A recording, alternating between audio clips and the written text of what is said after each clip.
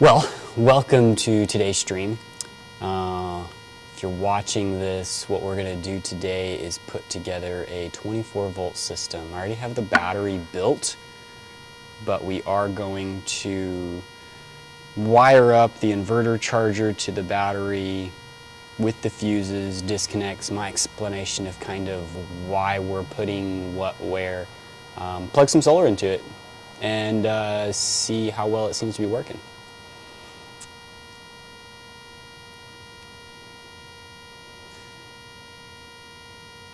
I'm going to get my comments up here because if you guys got any questions about what I'm doing, because I know a lot of times I just get into this groove of just kind of doing it and talk about complicated things, big words, whatever, and if I'm saying something that doesn't seem right or you don't understand, let me know. Let's go over it.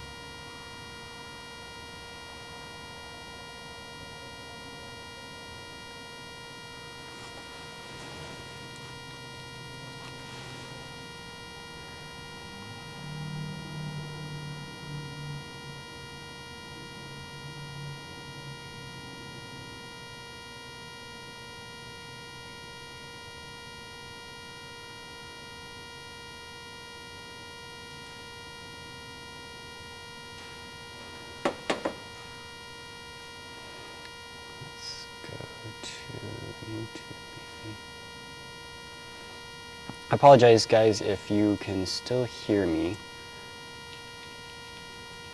This is just technical stuff on my end. I'm trying to get up the comments and whatnot so that I can see what you guys are saying. And it's not showing up. Maybe I'll just bring up the stream over here.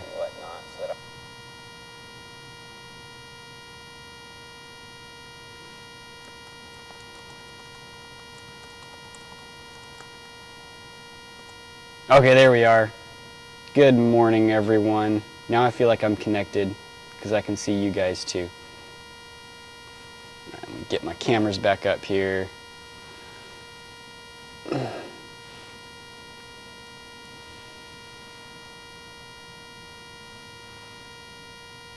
not give anyone vertigo by shaking around. Would that be the right word? Vertigo?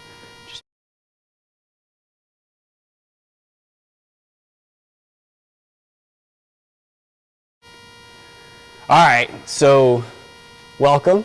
We've already got like a few people in here. This is really cool. Thanks, guys, for joining.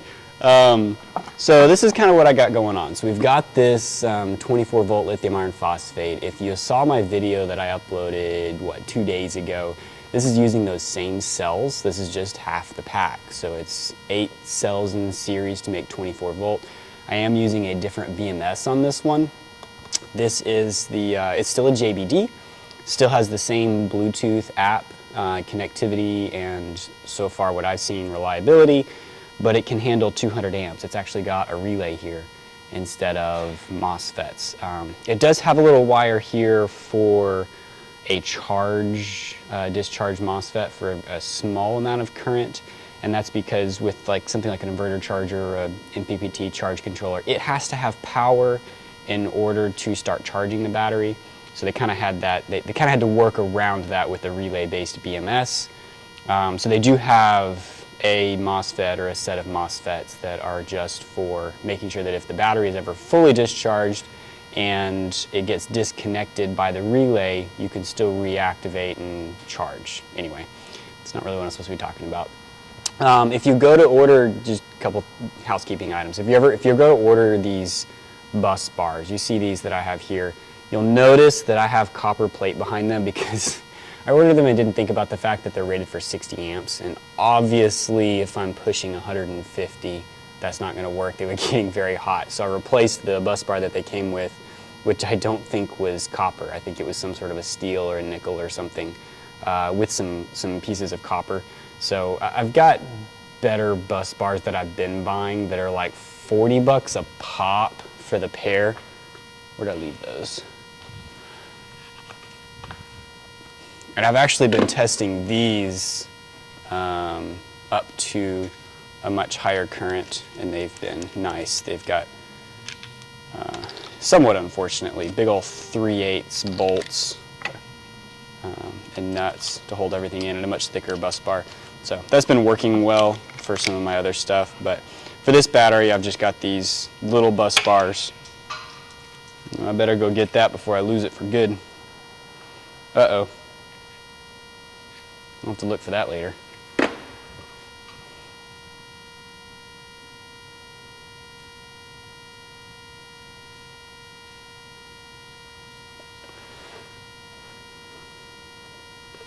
But yeah, let's get going. Y'all interrupt me as we go. I've got a disconnect switch here. This is for the PV in, and we've got a 150 amp fuse. This will go between the inverter charger and the battery.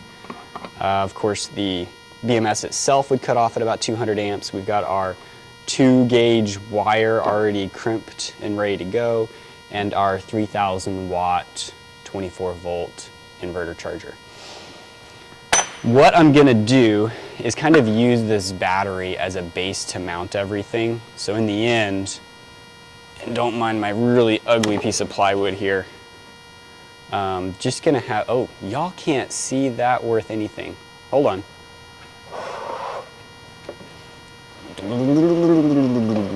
Let's go there.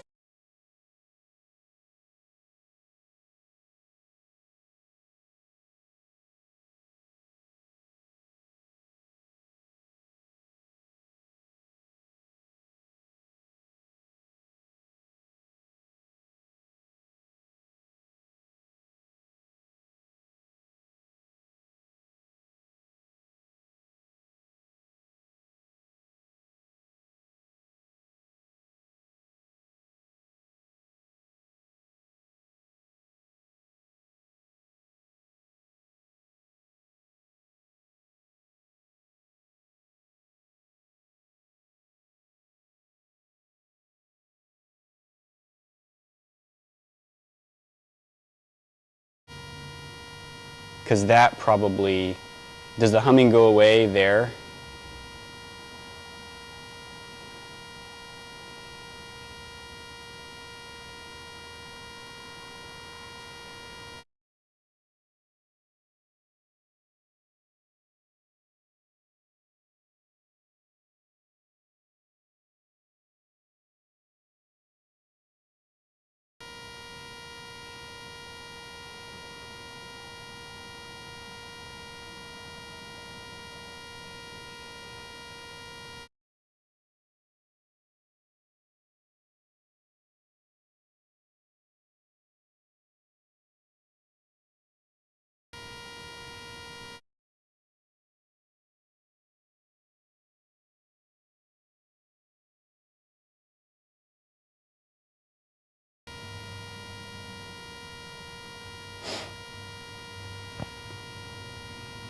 Okay, did the sound come back?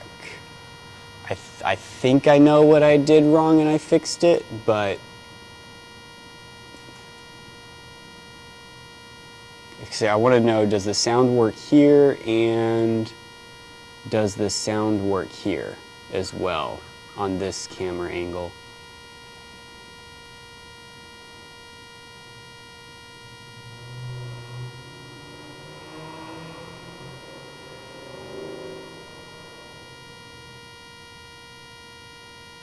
Okay, awesome. I know what I did wrong then. Sorry. thank you for pointing that out, you know.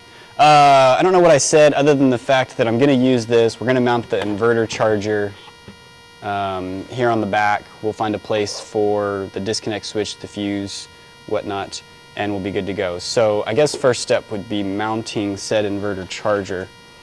Let me see if I can move my T out of the way here.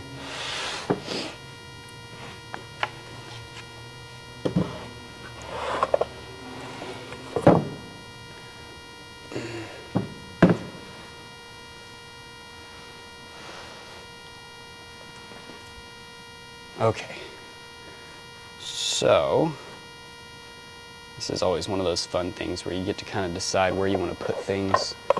So I could do this, and I've done this before in this orientation with the PV disconnect here, but it kind of blocks this label here for the thing. So what I might do is just mount the disconnect switch up here on top of the battery. I think that would work well. So in that case, the only thing I'm going to have on this board will actually be the inverter charger.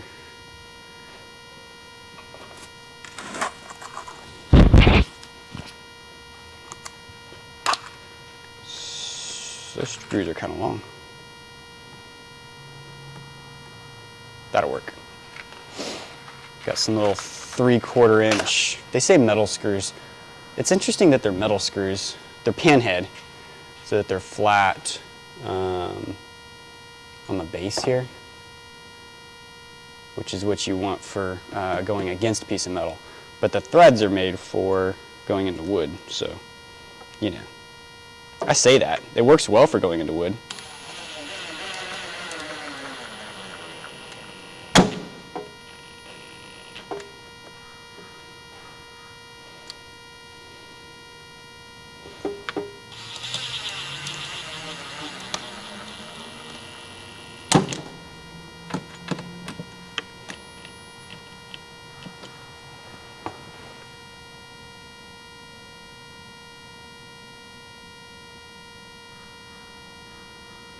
Oh, your left earphone out, no humming sound. That's good.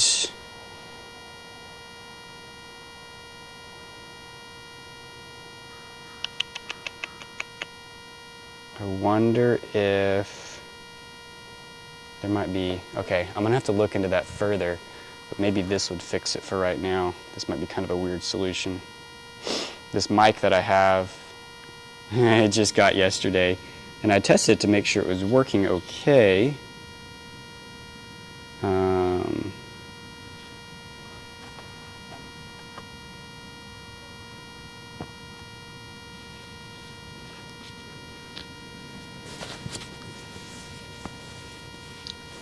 Does that, so is it Keith? Does that reduce your buzzing or eliminate your buzzing now?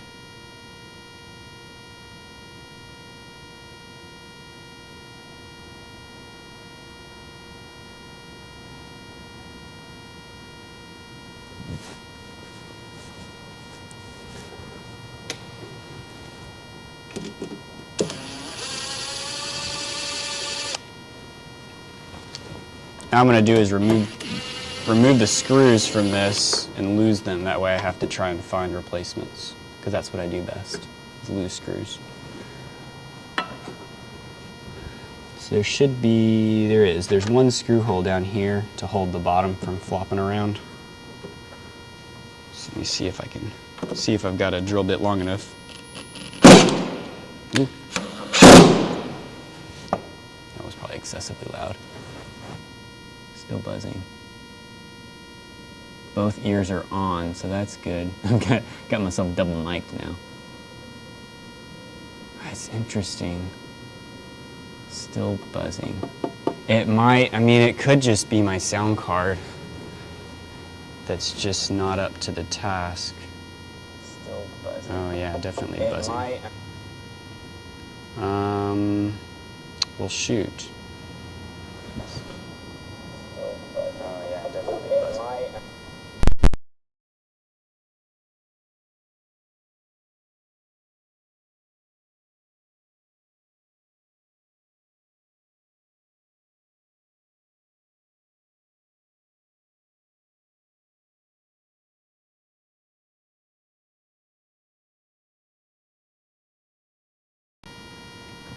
Okay,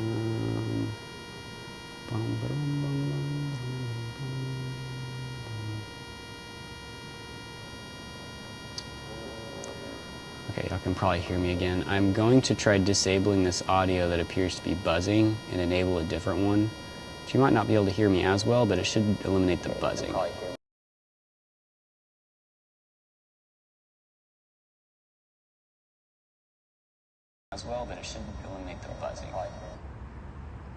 Okay, so that's a different audio source. Let's see how well this is working.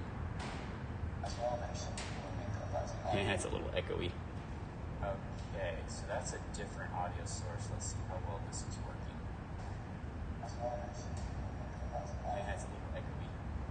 Okay, so that's a different audio source. Let's see how well this is working.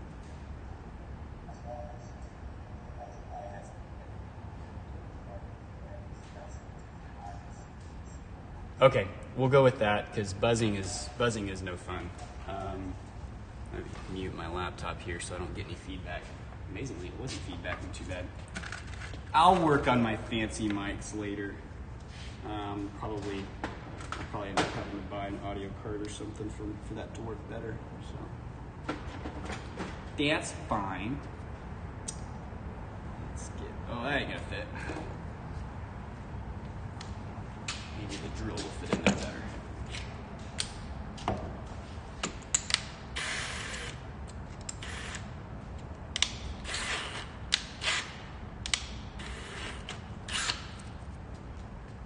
I appreciate y'all bearing with me. I'm trying to get back into the swing of live streams, and there's a bit of a learning curve to get back into it. Man, how do they expect you to get that? I need a long screwdriver.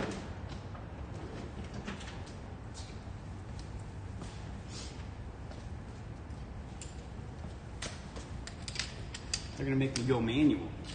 Ooh, I could do this.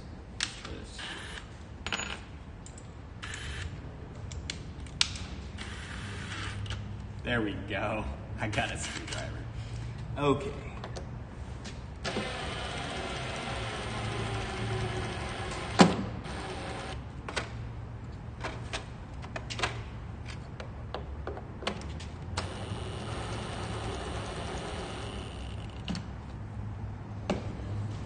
All right, that's only good. So let's put those away. I don't think I need them anymore.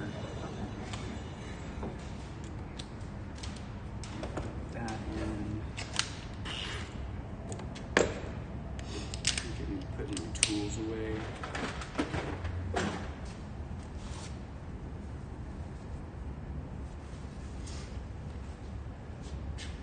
Now, I need to drill a couple holes so that I don't split wood. And I'm going to put,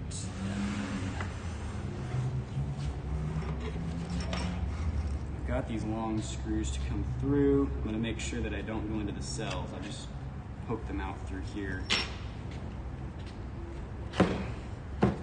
which will be inconsequential to the integrity of the battery.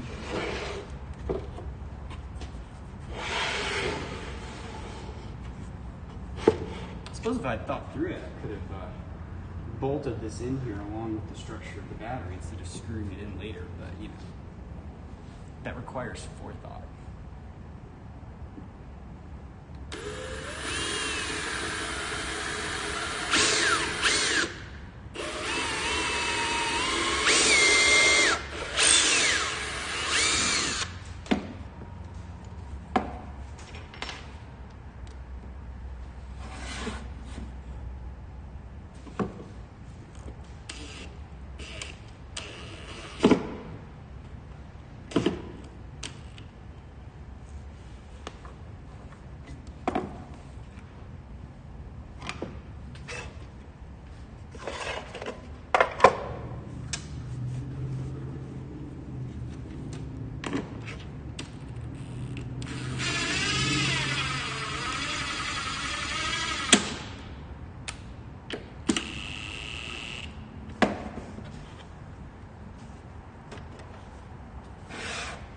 My website. Yeah, I have a website that I am not like 100% pleased with.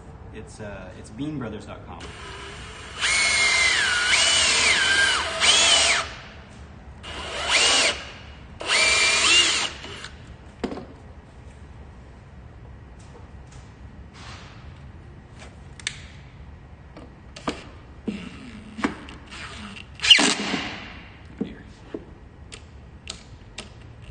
I feel like that ratcheting is probably busting you guys' ears. I'm gonna just drill all 4 holes and then use the drill instead of the impact.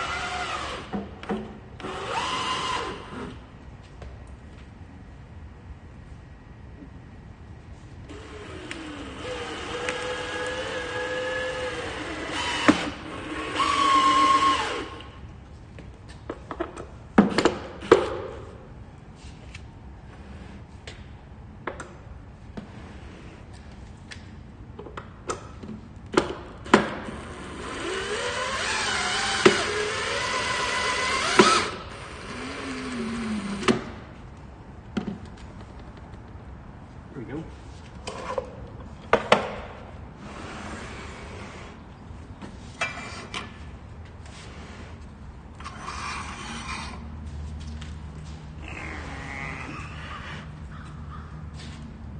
Look at it! It looks great already.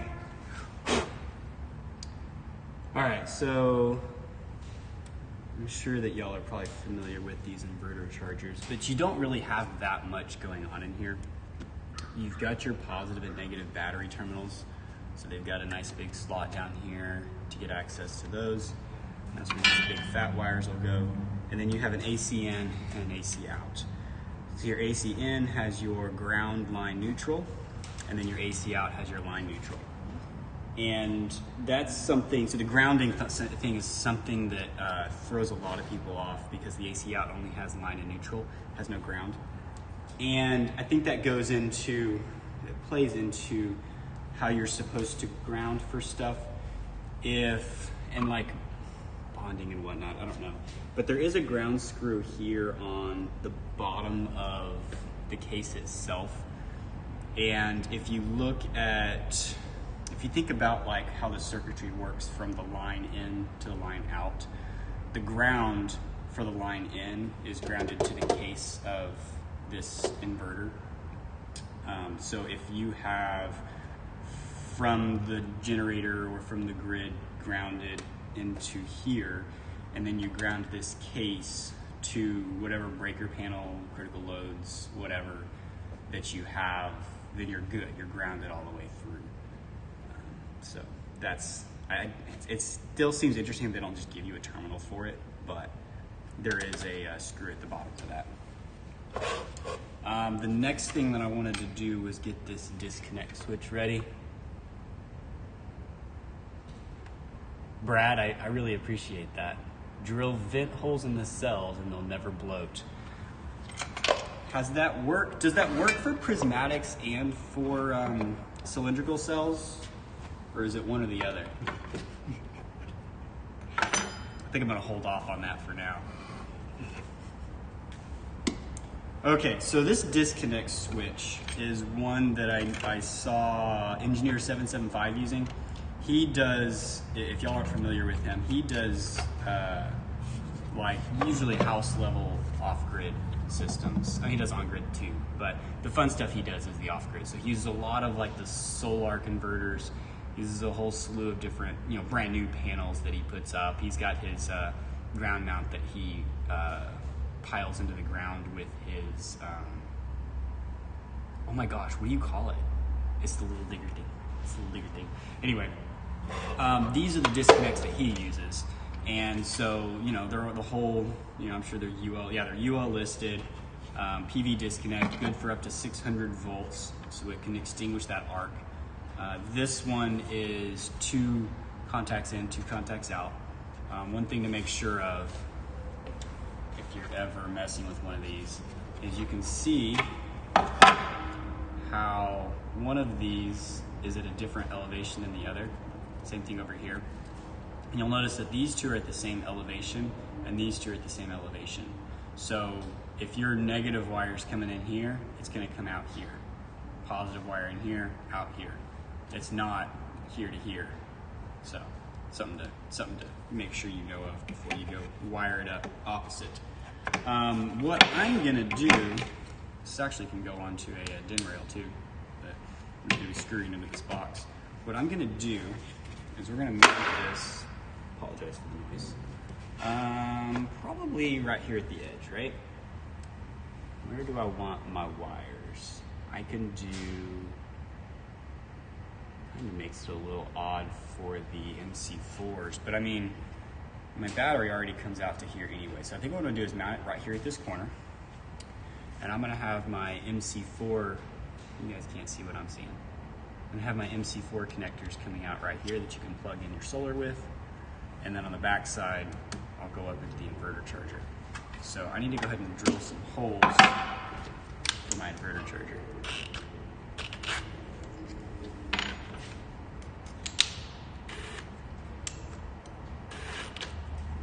This is a 5/8, and the hole that we're trying to make is going to be for these MC4 connectors here.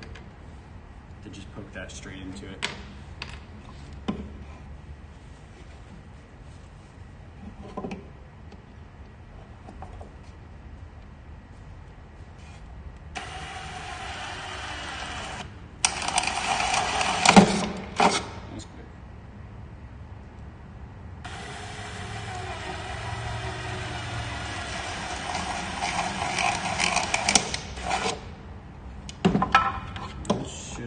Oh, just perfect. Okay.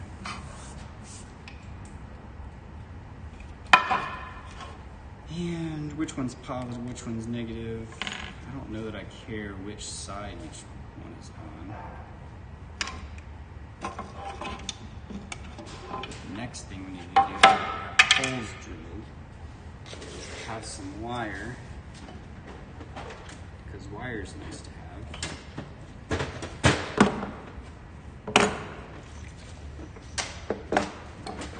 And what I like to do with these, because it's fairly tight inside. It goes this way. It's fairly tight inside, right? So this MC4 connector is going to be sticking through right there. And what I'll end up doing is looping it into the connector. So I give myself about that much wire. Strip it on both ends.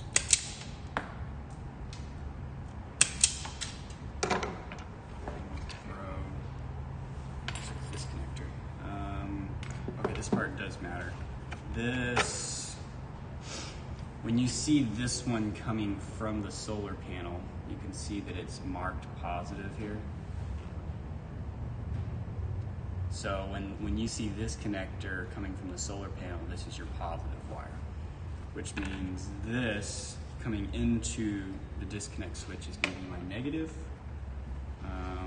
And the way I think of it is the big connector uses the small metal ferrule thingamabob.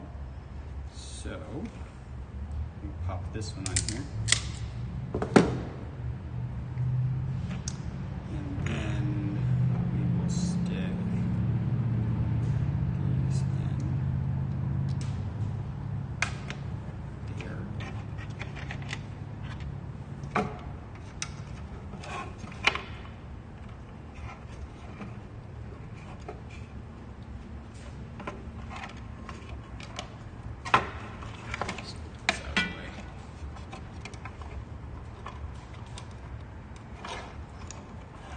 this just, apparently I didn't crimp that hard enough. Let's see if I've ruined this connector or not.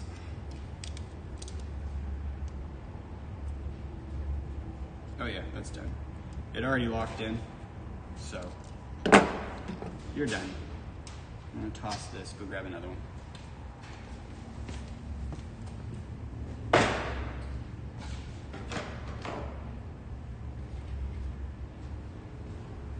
I did actually tug on that to make sure I had it right, but apparently I did not.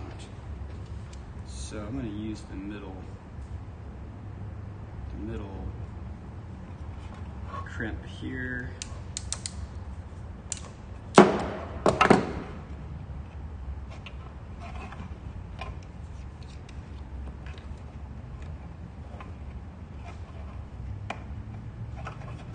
And what's supposed to happen is it pops in.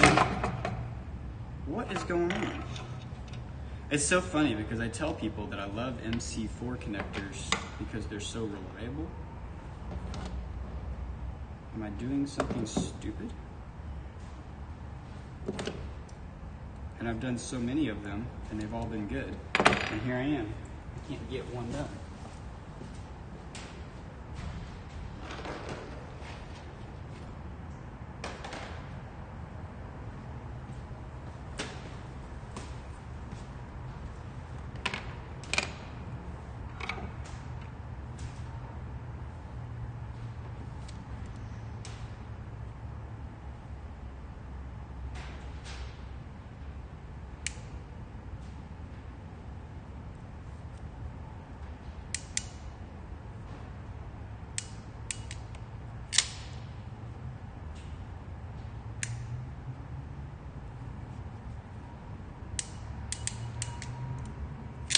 Alright, well, crimp that one all the way down. Let's see if I can get it out of the crimper.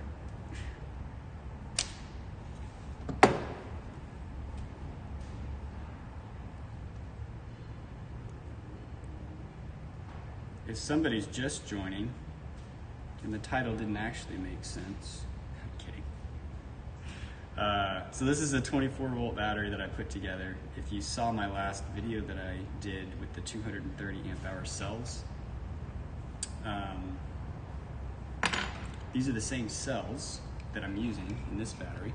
It's just a 24 volt, so half as many of them. And I'm using a different BMS. This is a 200 amp JBD BMS, and it is relay based rather than MOSFET based. Though it does have a MOSFET or a pair of MOSFETs in there for if you think about the problem with if you think about the advantage of MOSFETs, it's that you can cut off power one direction or the other. You can choose. So you can say no more power is allowed to come in. There is a cell that is at full voltage. We don't want any more power. You can also say there is a cell at low voltage. You are not allowed to pull any power out, but you can put power in. With a relay, you can't do that. It's cut off both ways. So what they have is this little wire here, and this runs through a small MOSFET-based BMS inside. They can kind of get around that. That way you can still charge and discharge from the MPPT charge controller. Because your charge controller has to be powered on in order for it to work, in order for it to charge. You've got to power on from the battery first. Okay, now I need a little section of black wire. It's taking longer than expected. Let's do this. So, idea here is to just mount everything up real quick. I do have 4 panels sitting out there waiting for me to connect to them and see if we can get some charge and do this, just because it's fun. If you're doing a solar project, what's the fun in not actually connecting the solar? So it's ready and waiting. Ready and waiting. The panels are just sitting there idling. wondering what the point in life is if they're just idling.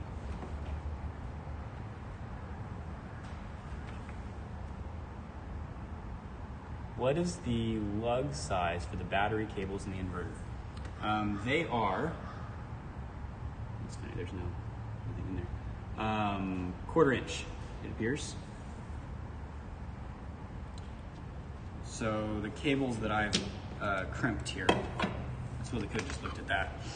So I ran a 5/16, these are 2 gauge wire. I ran a 5/16 to go from the battery terminal, which is actually a little large, these are 1/4 inch terminals, up to the fuse. This is a 5/16 bolt. And then from the fuse, I've got a 5/16 up to the inverter here is a 1/4 inch.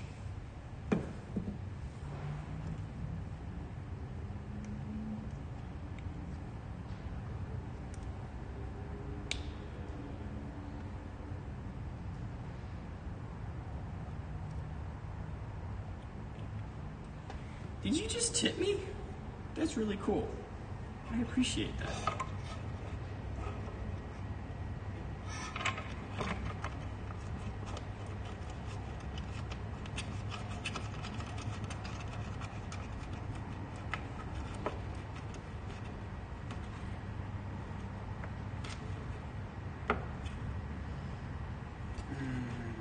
All right. Now from the top here, I'm not bothering with conduit on this thing. If this is a metal case, I definitely would want to make sure that I'm not running wire through here and it's going to rub on something. Being a plastic case, I'm not too worried. So with that being mounted there, what I want to do, I suppose I could even run out the side. I think I'm going to run out the back here and then right up into my hole. So let's do, I don't think I need 5/8 hole though. Let's do it slightly smaller. 5/16. That's probably a little small. Probably a 3/8. I think a 3/8 bit would fit both the positive and the negative wires.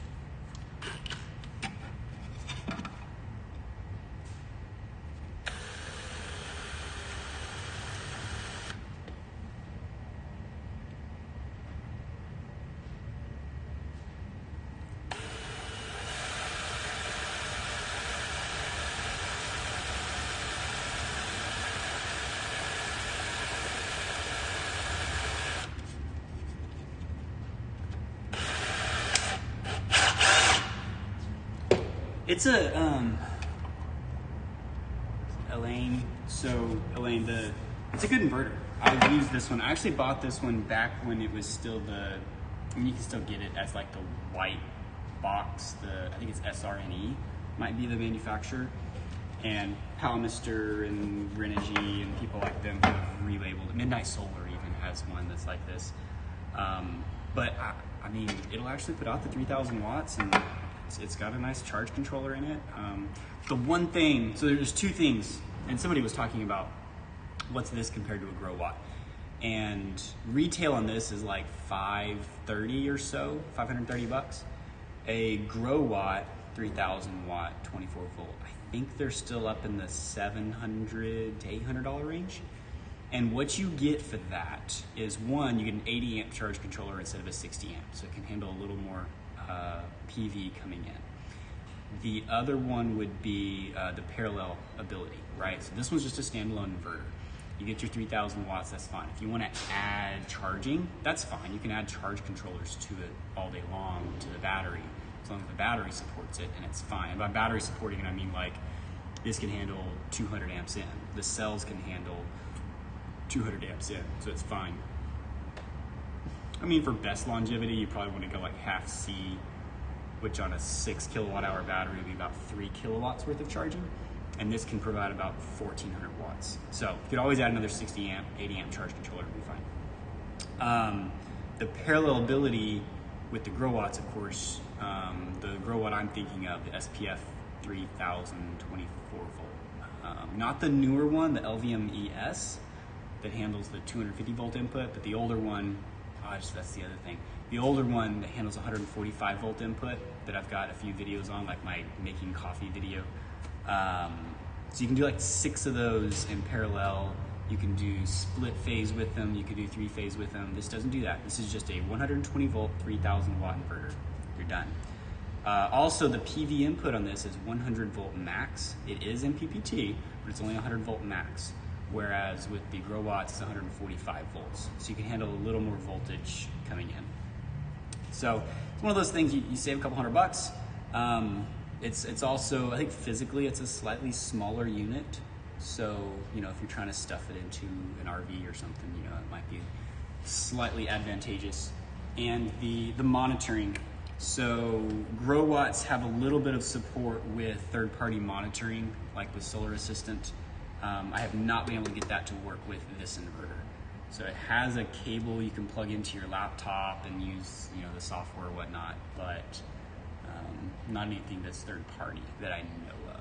And if y'all know of a third-party thing, I would love to know about it, because that's one of the things that I'm trying to get into is the monitoring and control of these beyond using this stupid little screen, which can be really annoying. So Evie, you're asking about stuff I've got for sale in the warehouse. We've got a smattering of solar panels, which you probably saw on the website. So we actually have some really cool 185 watt solar panels. They're, instead of the standard 39 inches wide, they're only like 30, I'm doing off of memory, so don't quote me, like 32 inches wide. So like if you've got an RV that's, you know, 101 inches wide and you've got an AC unit up on the roof, you might be able to fit one on each side of the AC unit, where with the larger residential commercial panels, they fit okay if there's no AC unit, but then you've got less than, it's like 32 inches or 34 inches on each side of the AC that just goes unused. So they're not super high efficient panels. They are monocrystalline. They're like in the 15% range, kind of like the 230s, 250s that I've had in the past. Anyway, so we've got some of those. We've got a smattering of 230 watt panels. Like I got like 10 or 15 of those. Yingli. So those are my super cost efficient. We've also got some 210s, some Kyocera's. I think I've got 15 or so of those left. We've got just a few of the, like some 320s and some 330s. Those are really nice panels. Don't remember what brands they are. Maybe some Q-cells and another one. And they're the standard residential format, the standard, they're 120 cell or 60 cell. So like 65 inches tall, 40 inches wide. So high efficiency, those are like 20% efficiency panels. And those were just leftover panels, they're not actually used. We ran out of the 435s, and we do have, the last ones we have are some 340 watt panels, and those have damaged frames. So the ones that and those are the ones I'm going to connect to this system here in a few minutes. The ones that I've pulled off have been brand new. They just had damaged frames. So probably got hit with a forklift or racked and then, you know, bumped after the fact. So those are cool.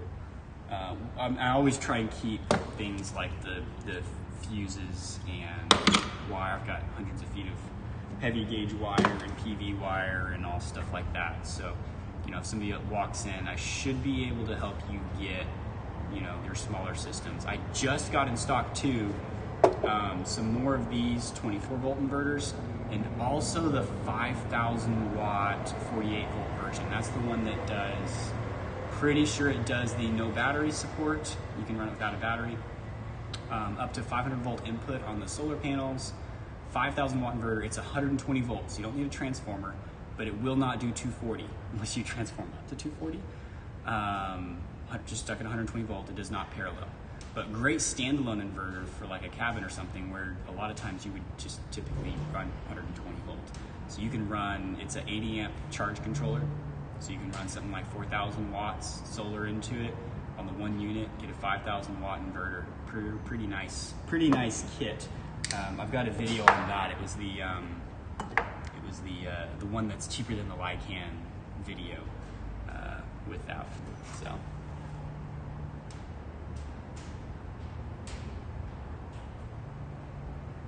Thanks, Ken.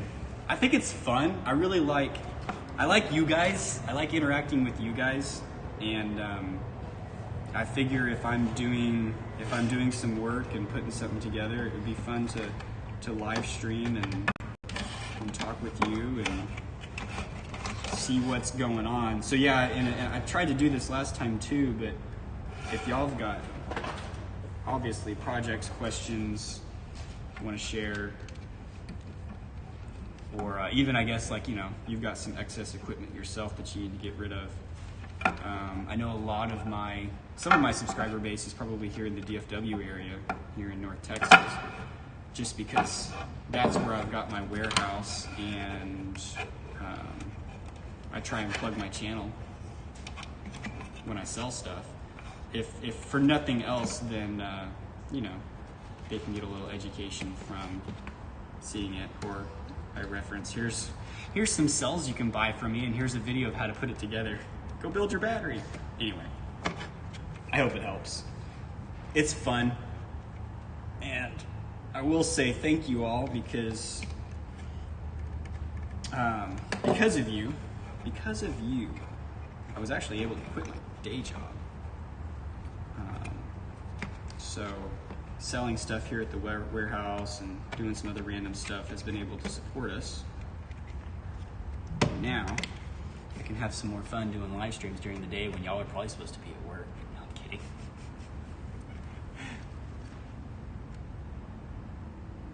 So Ken, the whole shattered panel, well, they're shattered and cracked. I know that there are some,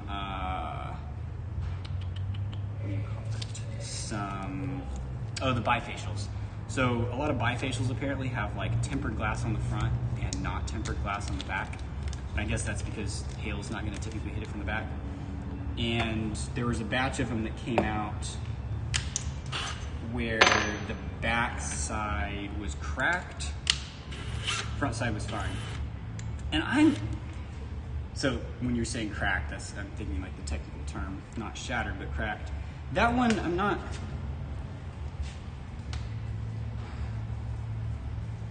not so sure about. I had the opportunity to buy some of those, but I'm not confident that was a smart decision to buy that, which I didn't, because I wasn't sure about it. Because my understanding is that one of the main ways to degrade a panel is for moisture to get inside. And if you've got a crack, you're going to get moisture in. So unless you can seal that crack really well, you're going to have problems. Now, it could be you could, and it's on the back side of the panel, so at least it's not like, you know, directly exposed to rain and whatnot trying to penetrate it. So it could be fine. The other one would be shattered, which of course you end up with a lot. Panels get damaged in shipment and hail and all that kind of thing. And as you are indicating, they do work typically, but it's a safety concern. The main safety concern, excuse me as I walk away. The main safety concern that I know about shattered panels is voltage leakage to ground or to the frame. Because if the panel's shattered and it gets wet, or it could be if it's not wet, I haven't done a whole lot of testing, but I've done some, you can get voltage leakage to the frame. Frame is mounted to the rails. Rails is grounded to the inverter. In a grid tie system, that should throw a ground fault and just shut the whole array down. Because at that point, if you've got 500 volts, you've now got 500 volts exposed on the frame of the panels. So I imagine that could be a fire concern, obviously a safety concern, because that's enough to kill you and whatnot. The only time I'd consider it is if it's a panel that's less than 40 volts open circuit, and you're running just one in series, so you never see more than 40 volts. I mean, a human can't really, can't be affected by 40 volts, right? Somewhere in the 50 volt range that you start getting into dangers. Don't quote me on this, right? It's just, safety stuff is so hard because there's so many standards out there, but the main standard is don't kill yourself. Under 40 volts is typically considered safe. I think it's 60 volts is typically considered safe, that you can't kill yourself with it, right? So if the panel's under 40 volts, could be fine, but I definitely wouldn't put it in series. That's my main thing. And then I tell people, and I try to warn people, and they're like, oh, but the panels work just fine. But don't put those in series, is my opinion.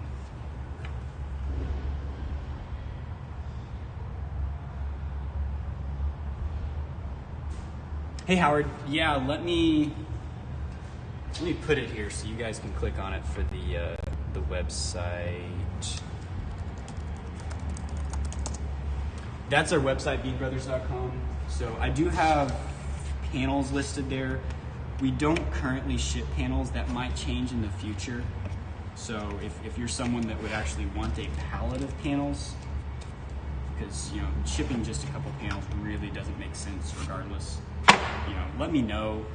But currently we're here in Mansfield, Texas. So we have people come in from Louisiana, Arkansas, Oklahoma, San Antonio, to come grab panels. What am I looking for? I need wire.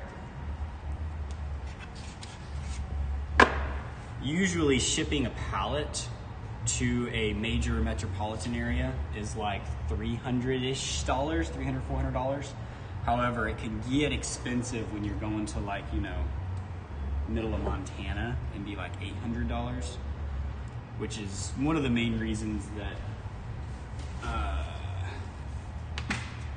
you don't ship just a couple of panels, obviously, because paying $300 to ship 4 panels just typically doesn't make sense. I suppose there are scenarios where it could, but it's not typical.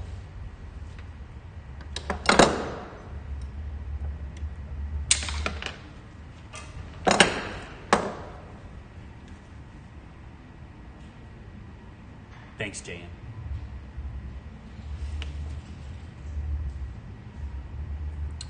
Let's strip some wire here.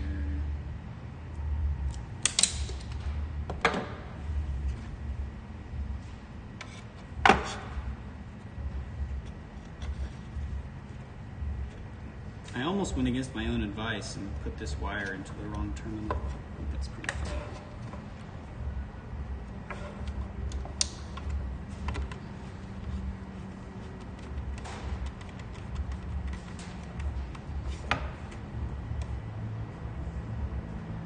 Because as you see, red wire in, red wire out, they're catty corner to each other.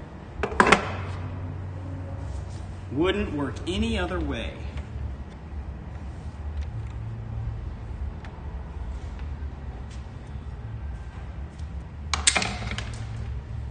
Hope you guys can hear the CrossFit next door. It's always good to have some upbeat music.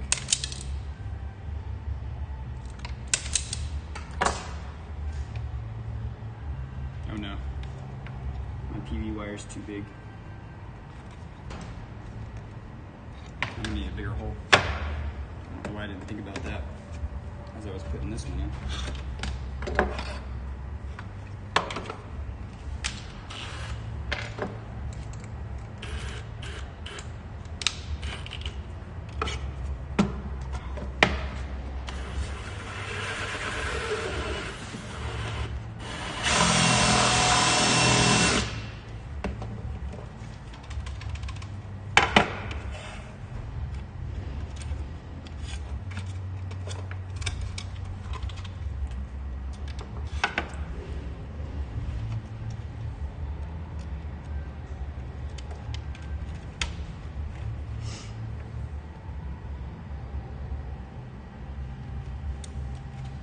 You know what?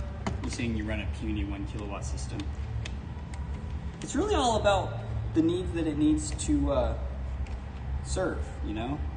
Like, I always think about the, where did grid tie solar really start, right? And California, at least here in the US, right? California was the big pusher for that. And why? Because power was so expensive, but also, I don't know why I'm going down that road because it doesn't necessarily relate to what I was saying. In California, or at least on the coast, it's a fairly mild, it's a temperate environment, right? So you have people there and you install 1 or 2 kilowatts on the roof and you've just about offset your power utilization. So It's like, you know, people out there would have a power bill, you know, 300, 400 bucks, and you install 1 or 2 kilowatts on the roof, and suddenly you're good. You've offset your power. So it really just comes down to what you need. My house has 8.4 kilowatts, and that's about half of what it needs. It is what it is. All right, so do they actually label? Oh, here it is. So the label for positive and negative is down here on the bottom, which you can't see.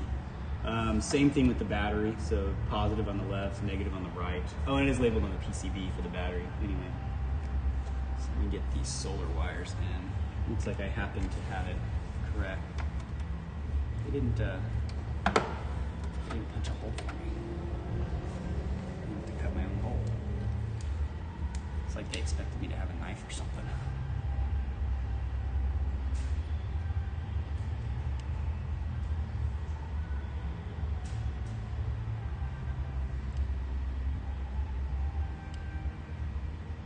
JM, you're asking about the most important aspect for getting a grid tie set up, inspected, permitted. I don't know if there's one most important, unless... Okay, no, yeah, there's one most important. The one most important is having good plans that the permit office can say, yep, looks good. And then handing those plans to the inspector when they walk in so that they can see that it looks nice and it's official. And then looking at your work and it not being shoddy. Because honestly, when they came and inspected mine, I had someone write up my PV plans for me. It cost me like 500 bucks for the plans and the engineer stamp for the roof saying that it would support the panels. Got everything installed, and I used EMT everywhere, and I spent so many hours getting that. I think it looks pretty nice. It's not like flex conduit running everywhere, right?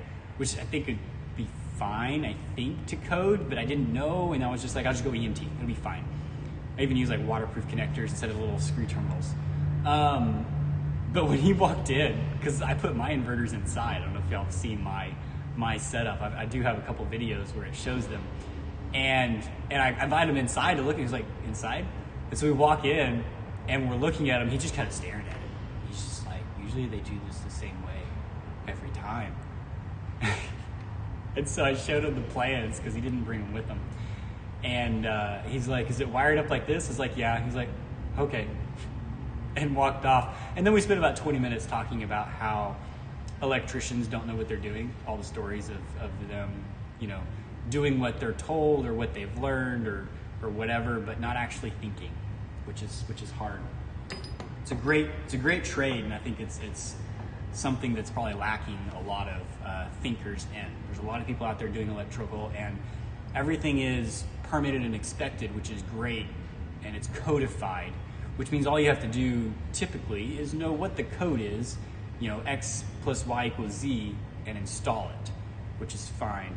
But there's a lot of people when you get into like solar stuff and, oh, well, how do we do that? And, you know, how does that work? And troubleshooting the systems and stuff, it's like it's a whole different thing.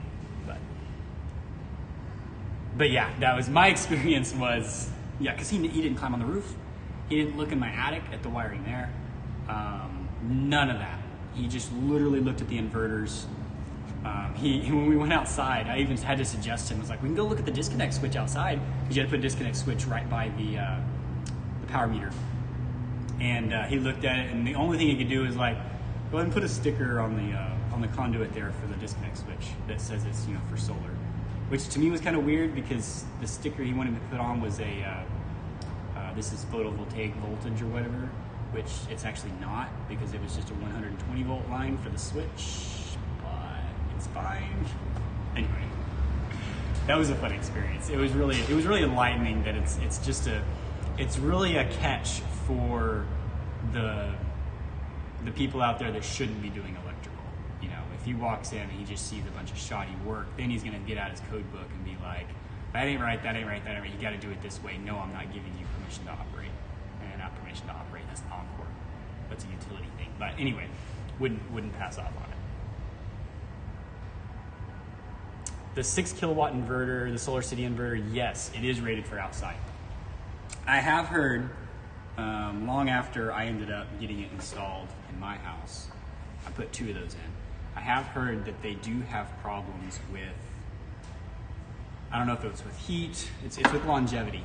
And so at some point, Signature Solar, who was the main reseller of those, said, hey, don't over panel these inverters. Run up to 6 kilowatts in and then be done with it. And so apparently they had some that were dying on them from being over paneled.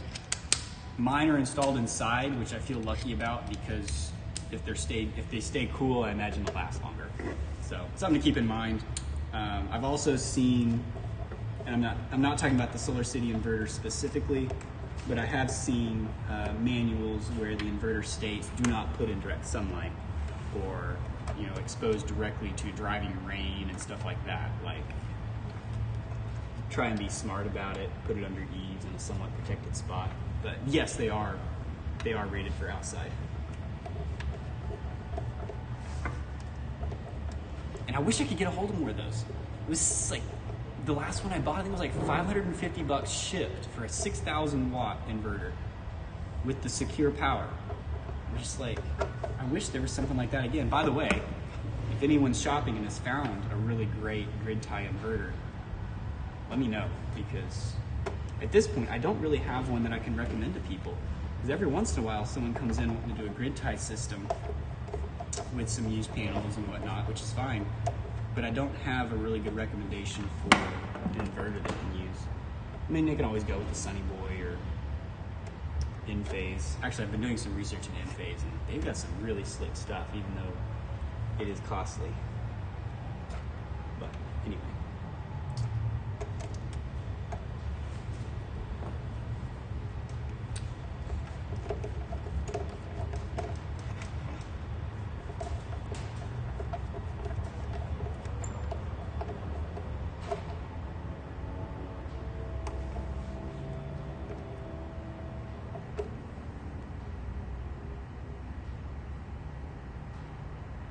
Patrick, I'm glad you didn't hurt yourself.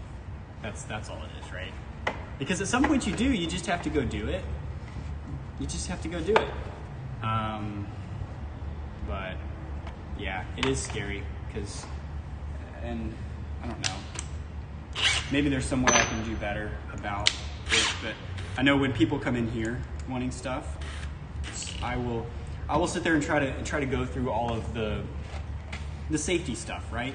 Making sure that they've got their solar panel fuses and know where to put them and stuff like that. Because I know that there's a lot of learning curve figuring out solar itself, not to mention solar safely. That's no small feat. So I feel for you.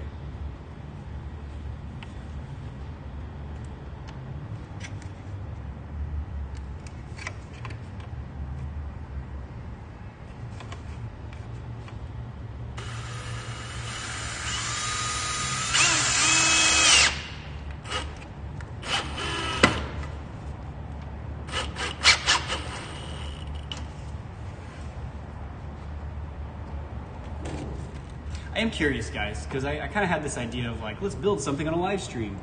Is this something that any of you, the other people you're subscribed to or watch, do? Is doing live builds?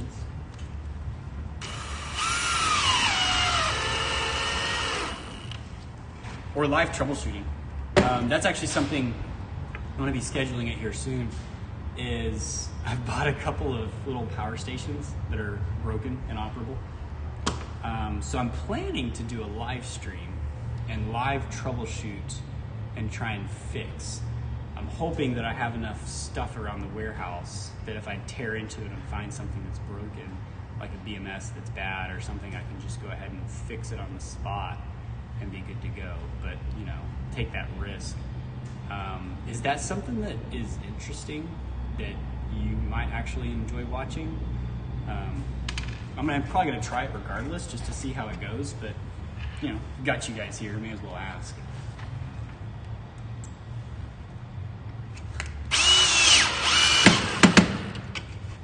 All right, that's on there good. This thing took me forever.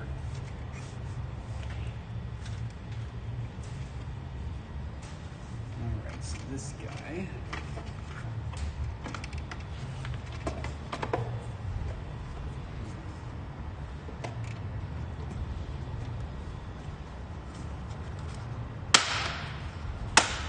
Nice action there.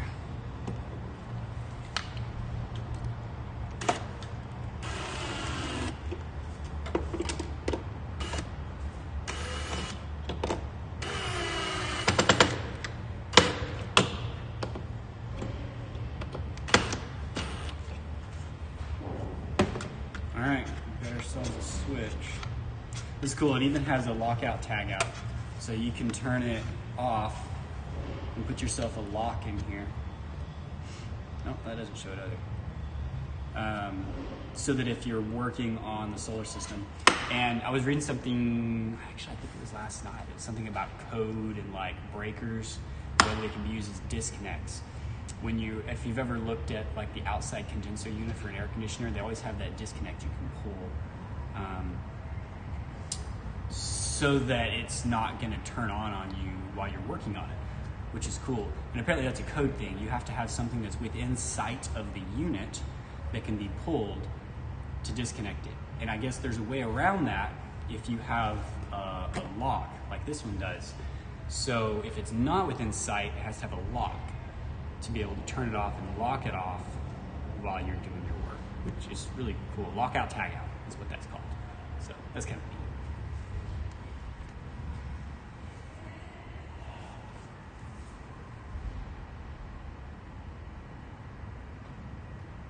So it does have an RJ45, RS485, RS485, RJ485. Yes, it does have the connection, but I plugged a solar assistant into it and it didn't recognize it. I went through all the different options that they had there and it didn't do it. I did that on I think I did it on this one. I know I did it on the SRNE one that I've got. And I did it on the 5,000 watt PowMr version, and neither of them seemed to work. So it might be one of those things where I need to hit up Solar Assistant and see if they'd be interested in adding these as devices, because I think that would be really slick to have Solar Assistant working with these. However, on that note, I did plug the Solar Assistant into my Grow Watt, the newer LVM ES, the 3,000 watt 48 volt. And it didn't work there either. So maybe it's a me problem. I don't know, because I haven't actually had Solar Assistant working on anything of mine yet.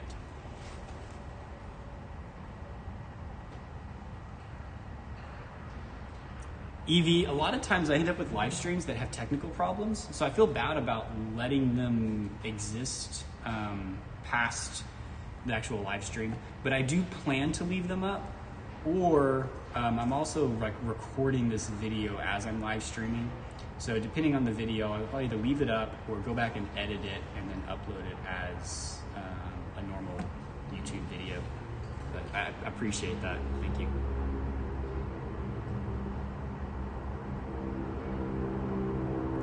So what kind of things were you finding on PowMr that were not positive? I haven't had a problem with them so far.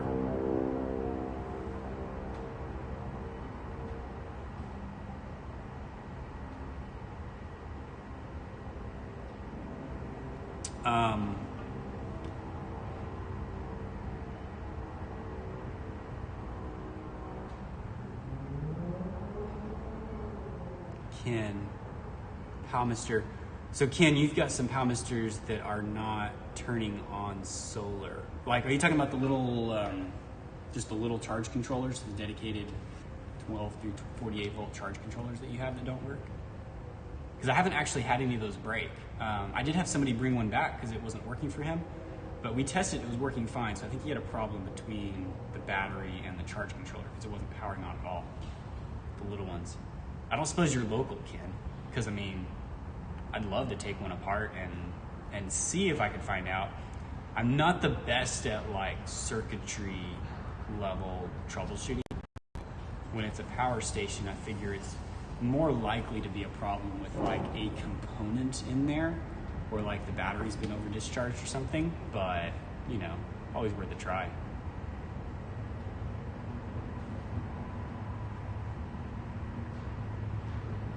Sati, yeah, I mean, they're a rebadger. Like you can't get around that. They're absolutely a rebadger. But also, so is Renogy, so is Midnight Solar, and it's like, so is Solark. Did y'all know that Solark, and if you don't know Solark, I mentioned them earlier because Engineer 775 uses almost entirely Solark stuff. And they have like the 5,000, 8,000, 12,000 watt inverter. And it's slick because it's not just I would consider this an all-in-one inverter. It does charging from the grid, it does charging from solar, and it can bypass, so it's got a transfer switch, you know. With the Solark, you can also backfeed the grid. And you can do current limiters so that you can be like mostly self-sufficient. You've got a battery, you've got solar, you've got generator, because it has separate generator input as grid input output. And you can be like, use as little as possible from the grid as I can.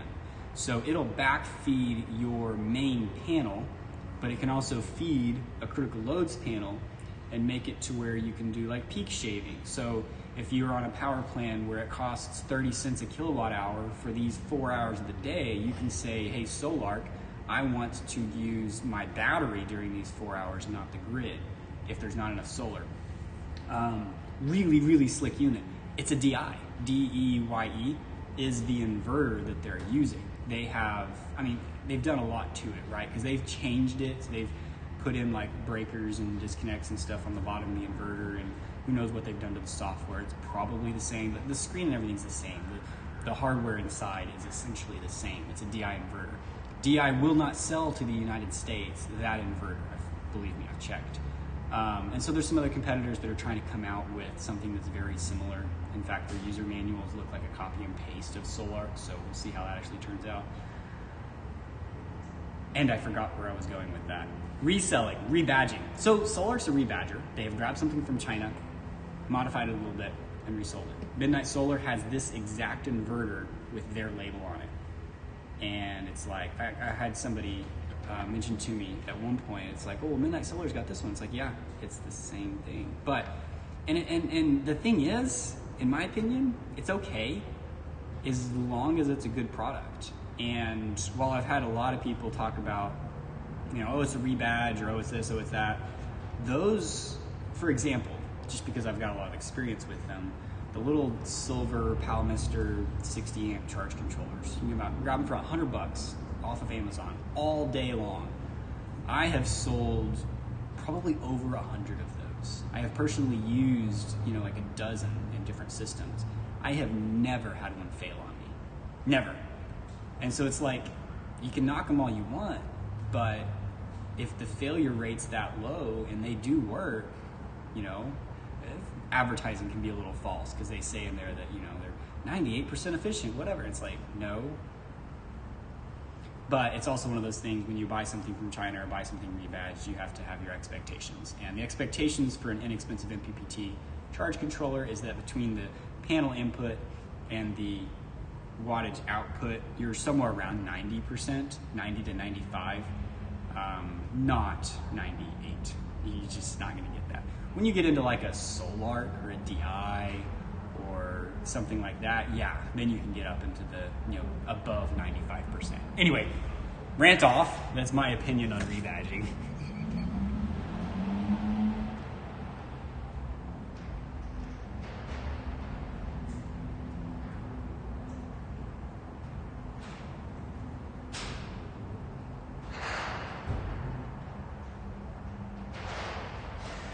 Ah, Ken, that's too bad. You're up in New York. If you were local, I would ask for one of them and see if I could tear it apart.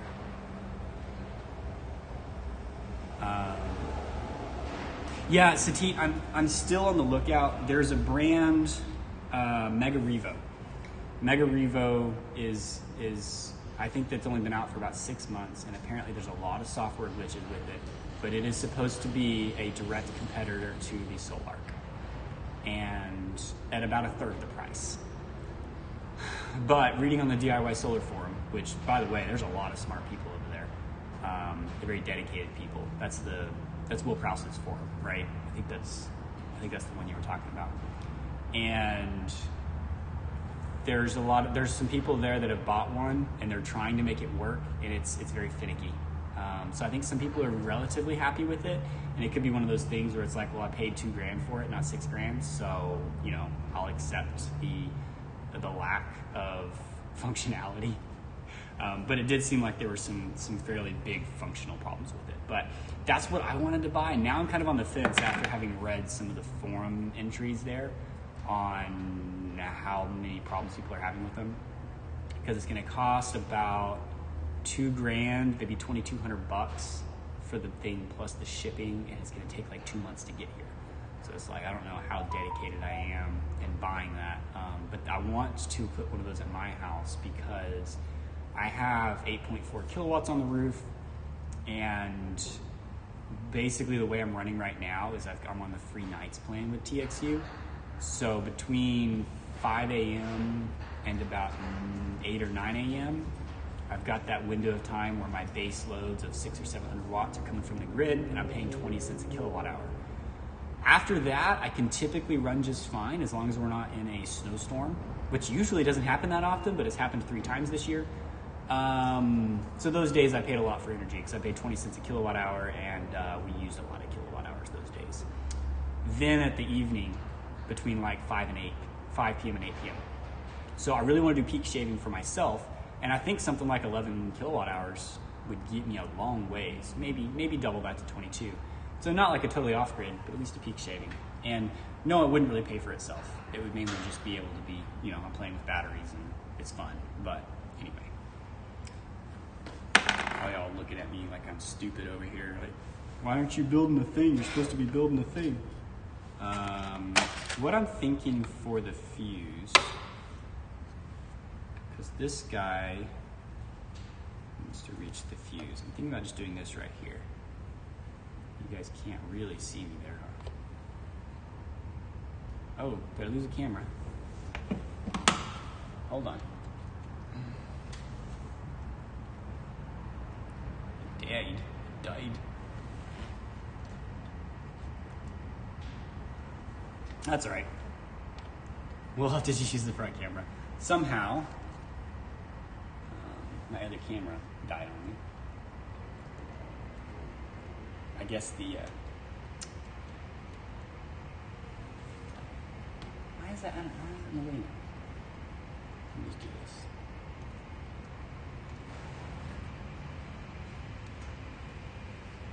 Nope, that's not gonna work. There we go.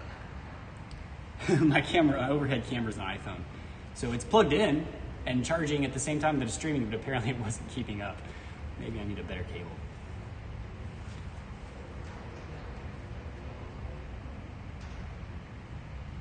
So Alexander's asking, I'm currently on a PowMr 60 amp in PPT.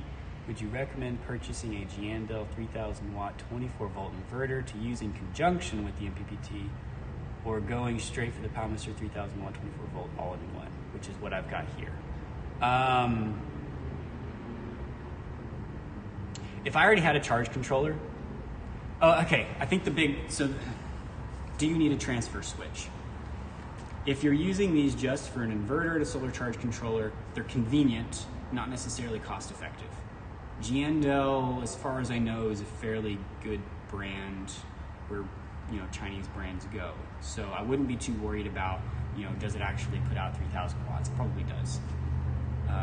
So not too worried about that. The big thing here is if you want the transfer switch to be able to pull from generator or grid for charging the batteries or for bypass mode. If you don't need that, I'd probably just get an inverter. Personally, I'd probably go with an Ames, which might be a little more expensive than the Giandel. But I have not heard bad things about the Giandel, which is kind of how I go with the Chinese stuff. If I haven't heard bad things, then it's probably fine.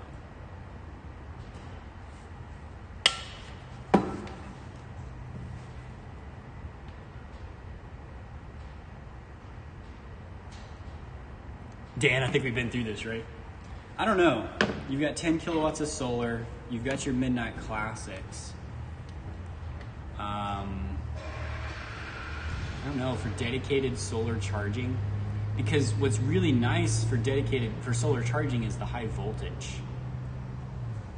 And you can get high voltage input, because the Midnights I think are like 250 volt input, which is nicer than a lot of these because they're 100 volts or 145 volts a lot of times. To get the higher voltage input, you typically have to go to like a Victron, which is just super expensive. It's almost less expensive just to get, assuming you're on a 48 volt. I don't remember if you're on 48 or 24.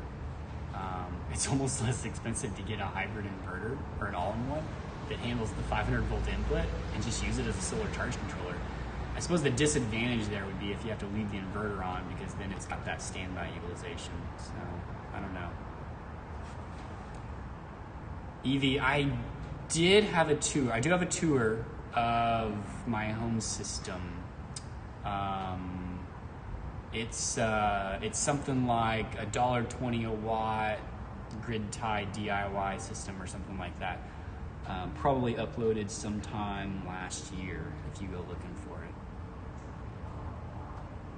Yeah, the GrowWatt 5000 is 450 volt input.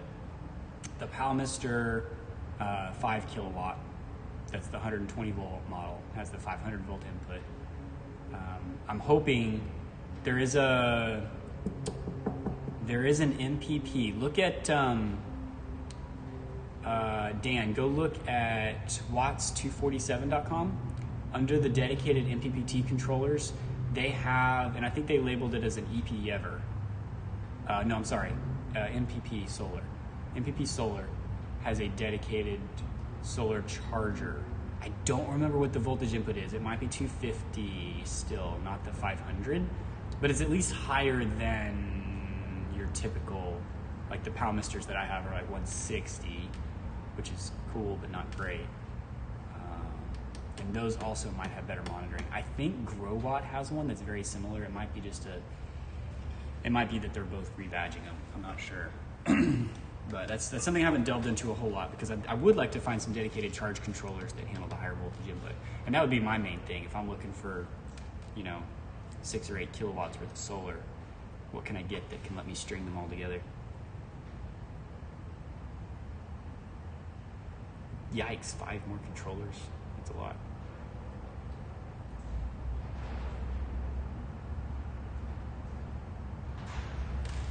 Okay, let's mount a fuse.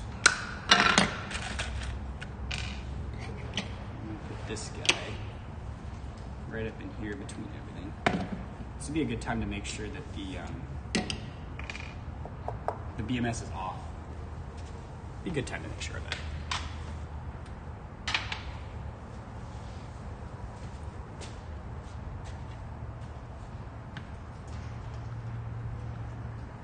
By the way, if anyone watched my last video and saw that I was struggling with the JBD app, Brad Cagle, who may or may not still be in the chat, Brad Cagle has left the chat, sent me a link, and I added it to that video I just uploaded about the 48 volt battery for one that he's using. I haven't installed it yet, but he said that one was working really well for him, so. Let's get into this one. This is possibly this one. I've got so many of these JBD BMSs on, I've got like 4 options. This is supposed to be, nope, that's a 48 volt battery. I'm hoping that with the new app, it also shows the name. When you're looking at these, it's just like the MAC address and the model. And I have changed the name of this BMS in like 2 or 3 different places. And on the iPhone, it shows as the different name, but not on Android, which really kind of bugs me.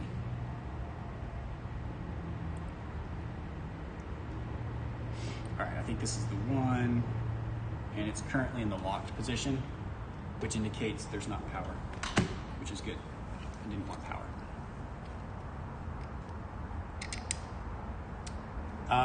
Satit, I think there are PowMsters that will parallel, but I think they're all the 240 volt versions unfortunately.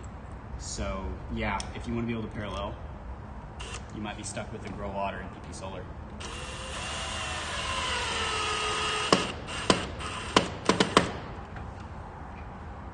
No, don't judge me. I didn't have enough force on the drum.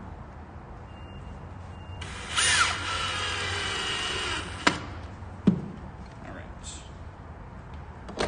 So,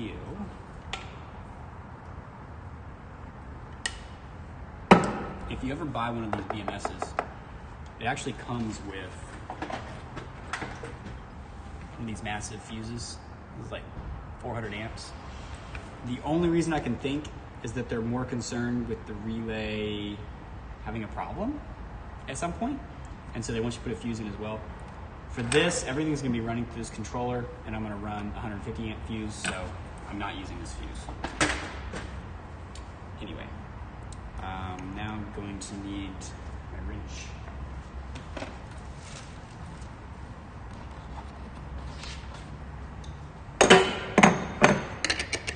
Wow, lucky.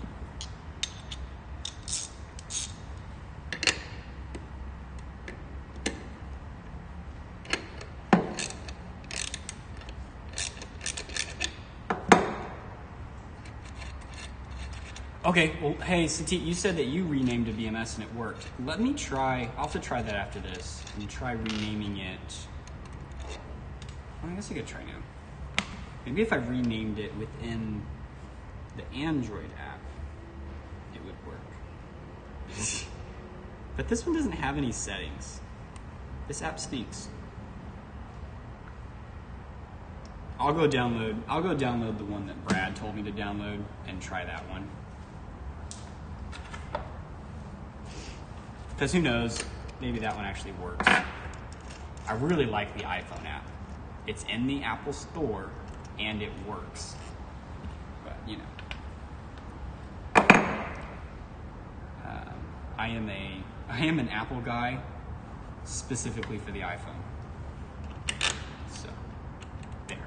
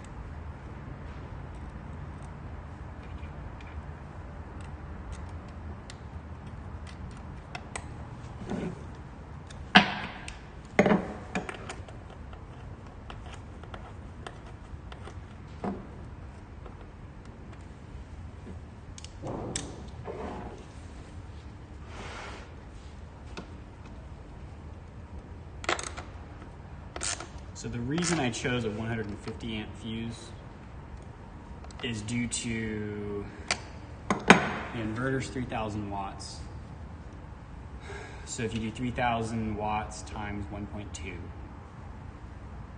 for the inefficiency, if you consider, 80% efficient in its worst scenario, then you do that divided by the 24 volts, you get like 125-ish amps. So just went up one size to the 150. That can work backwards though. This has a 60 amp charge controller. For example, a 3,000 watt 48 volt charge inverter all-in-one, it's actually going to be able to pull like 63 amps from the battery, but it can push 80. So you got to watch out. You got to look at both directions on the all-in-ones for what fuse to choose, or just look at the manual, because a lot of times they'll say in the manual what fuse to use. So for the 48 volt all-in-ones, I use a 100 amp fuse. For this one, I use a 150. And then for these, I use the 2 gauge wire, which is what it calls for, as opposed to the 48 volt, 3,000 watts, I use 4 gauge wire. So let's get our positive connected. These wires are actually a little long. Positive goes on the left. And I need to find my box for this, because it's got my little bolts that are going to hold this wiring.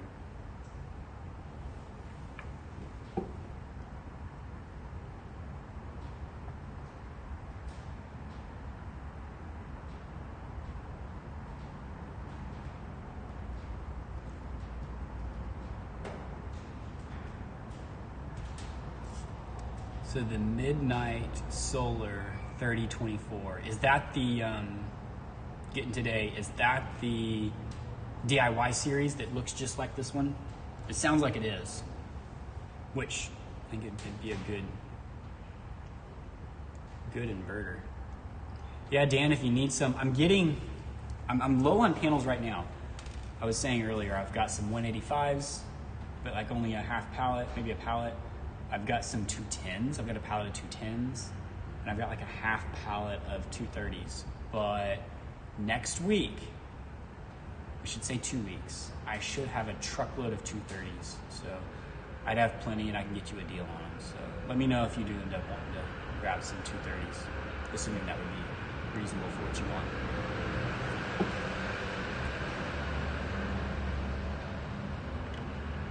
All right, 1 second. I'll be right back.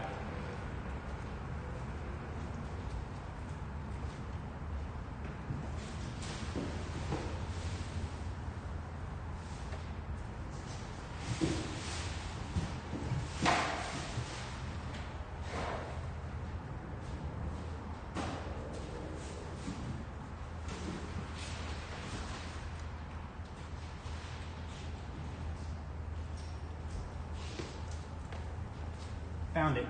You even have the crimp terminals in here that I didn't use. It's very small.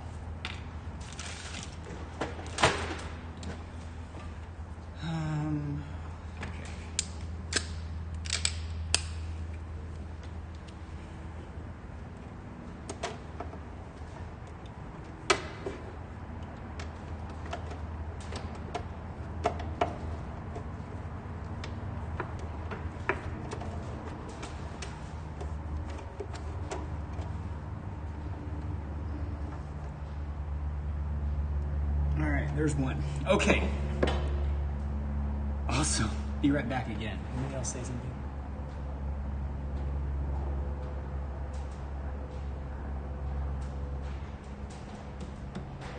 Getting today, I had some 435s, and yeah, they're all gone, and I don't think I'll be able to get any more. I do have some 395s that are supposed to be here in the next couple days. That'll be the highest wattage that I've got at the moment.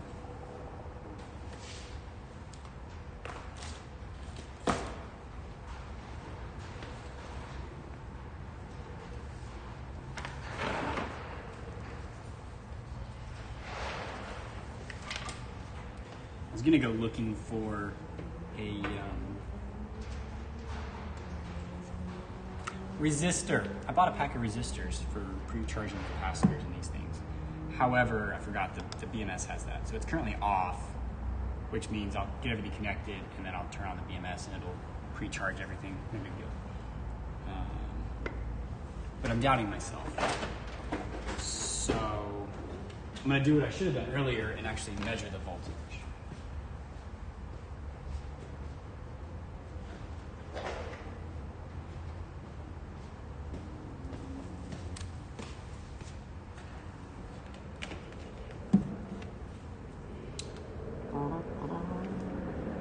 So here and here.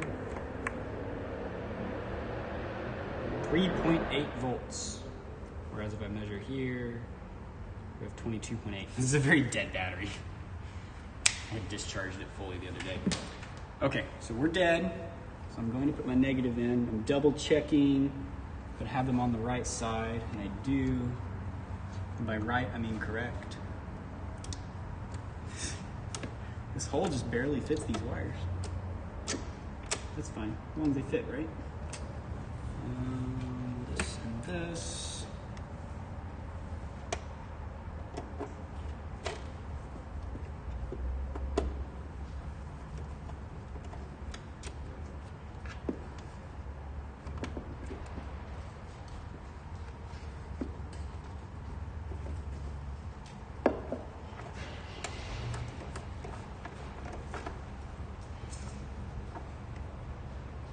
Okay, got that nice and tight. That looks pretty cool. So, we have our solar in. Those are good. These are good. What I don't have is my AC output. Should I connect an AC output?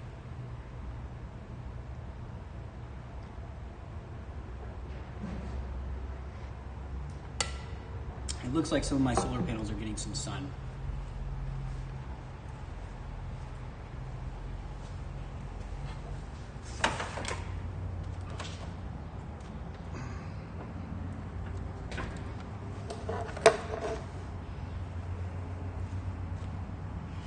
I had to move you guys closer to me, be able to see the text.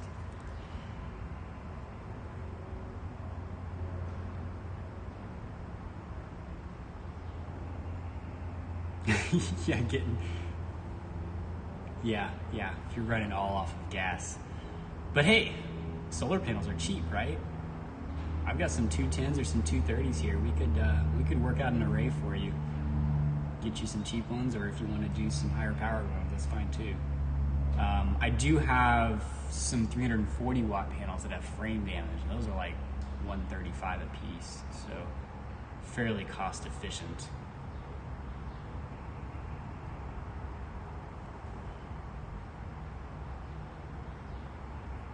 The battery terminals appears to be an M.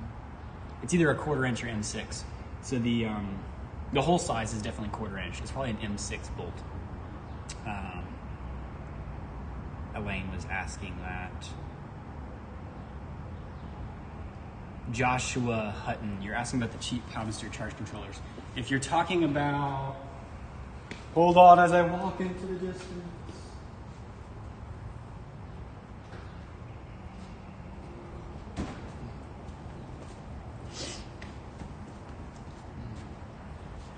If you were talking about this charge controller, I have not had an issue with them. Now, Ken's in here, and he said he's got 2 that aren't working. So I can't say anything about that. I don't know. I'd love to get a hold of them. Maybe I'll get him to ship me one.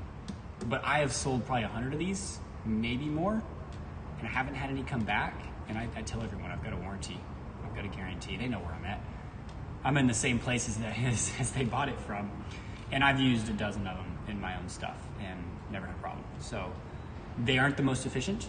I think the EPOers are a little better, and obviously something like a Victron is probably going to be much more efficient. But I mean, you're talking about 90% versus 95% efficient. So it's a matter of whether that matters to you. They're also very optimistic. At least the ones I have. You can plug a 400 watt panel in there and it'll be like, you're charging at 500 watts. I'm like, no, I'm not. No, I'm not.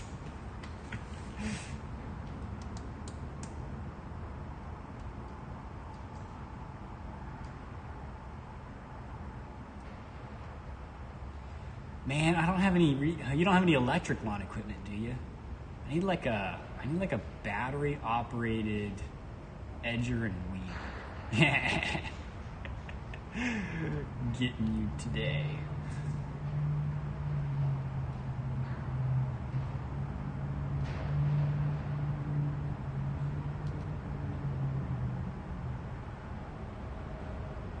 So Joshua has a 7S lithium ion system, 600 watts of solar. Would it be a good idea with that MPPT controller? I mean, that would be well within the specs, because with a 7S, voltage range is just like a 24 volt lead acid, so that's fine, and these are configurable. They've even got the lithium mode to do the constant current, constant voltage. And 600 watts, it would do 1400 watts. So you won't even be pushing it that hard. If it's in a cool place, that fan might not even run all that much, because that'll only be pushing probably 20 or 30 amps. So I didn't know that Echo had a battery operated weed eater. Do you have my number? Getting you today.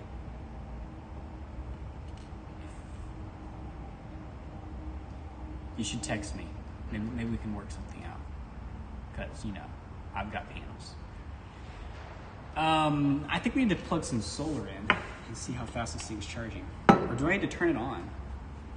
And then y'all can watch it blow up.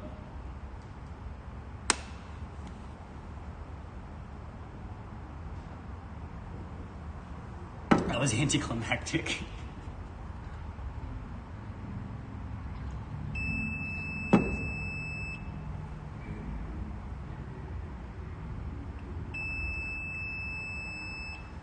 Okay, I get the panels plugged in before this thing runs out of battery power, because it's very low. I'll be right back.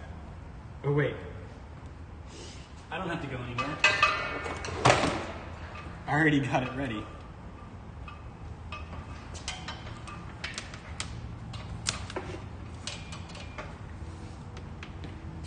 Oh, thanks, Christopher. You're welcome, Christopher. All right, so this is off. Always plugging in with the control, with the switch off. These panels are connected 2 in series, 2 in parallel. So I've got 4 340 watt panels connected,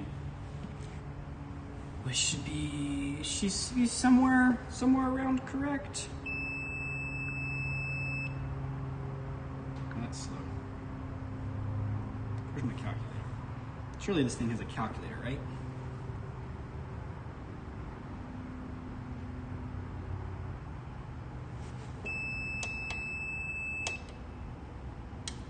Got 88 volts. Let's see if it starts kicking in the solar charging there.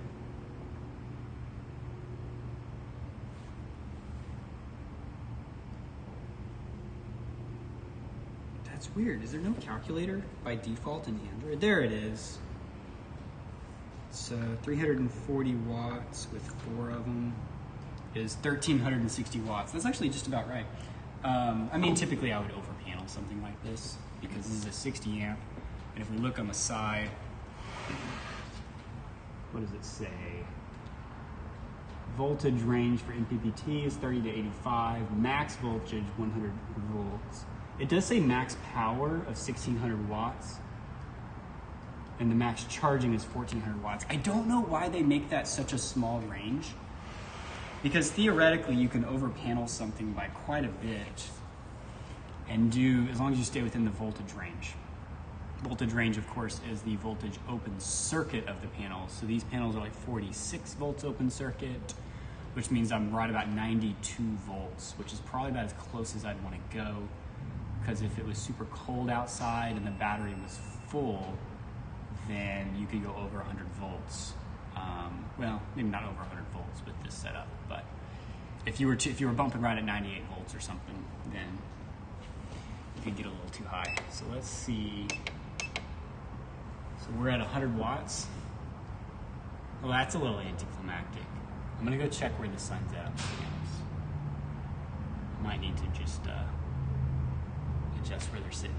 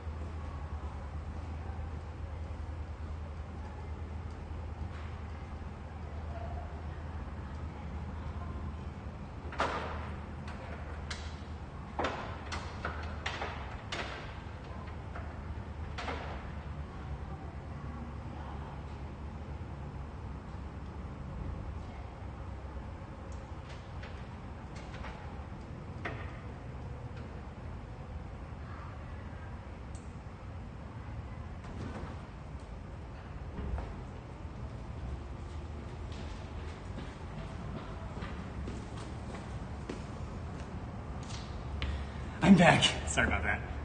Okay, so I went ahead and plugged the top 2 panels in because they were actually getting sun. So now we've got 6 panels plugged in, and don't tell PowMr, we've got more than 1,600 watts because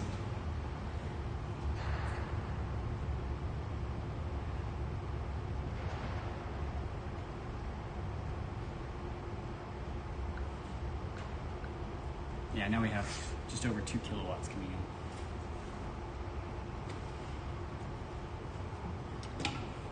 460 watts. I would have liked it to be higher than that if I'd reconfigured my panels better. Of course, the problem here, this is where you have the series versus parallel problem. With the sun coming around the building, my panels are side by side and the sun's coming across. So my bottom 2 panels are shaded. My top ones, it's a grid of 2, 2, 2. So these bottom 2 on the left are shaded. So the only ones getting full power are those top ones. And even then the sun's glancing off them a little bit. So 470 watts. I could disconnect and go use the forklift and push the panels out a little bit. I think we should. Let's see if we can blow it up, because let's just leave 2,000 watts connected. I'll pull the trailer out so that all the panels can get sun. And see if anything goes up in smokes. Up in smoke? Up in smoke? Let's see. All right, so this off.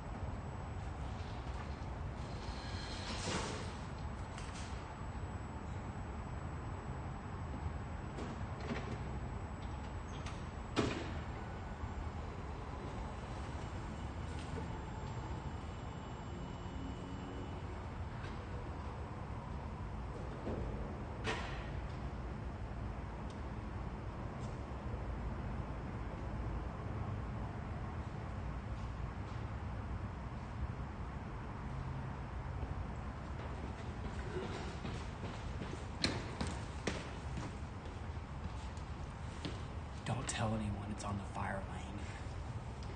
Okay.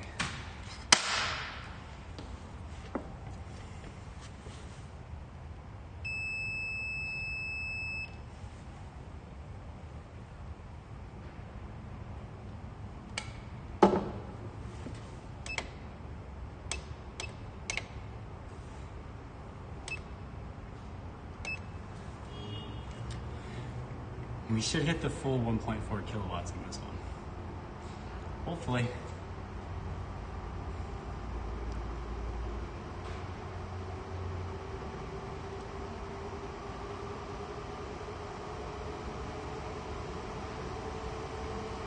I suppose I should have the cover on. This thing's kind of required for airflow purposes.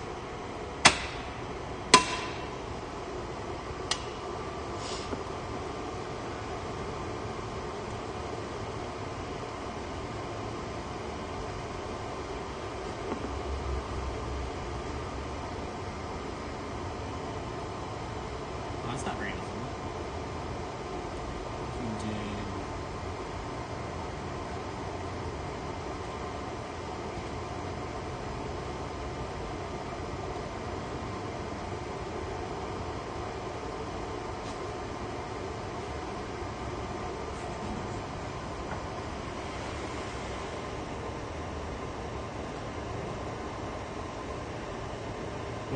.4 kilowatts. And it's actually showing 1.38 at the battery. Oh, that's not what I wanted.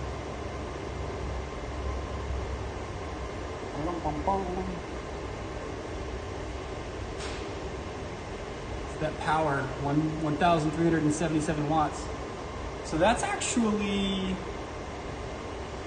I consider that fairly impressive because, for example, these guys here. First of all, their screen. So this is showing 1.4 kilowatts, and it's actually showing just under 1.4 kilowatts here. The screen on these charge controllers will show much higher than what the battery management system says. So if this shows 400 watts, it might show 320 watts at the battery.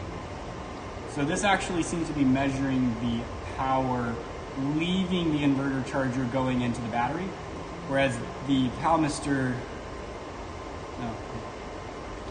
this PowMr here seems to measure the power input from the panels before it goes to the DC to DC converter. So I like that. That's cool.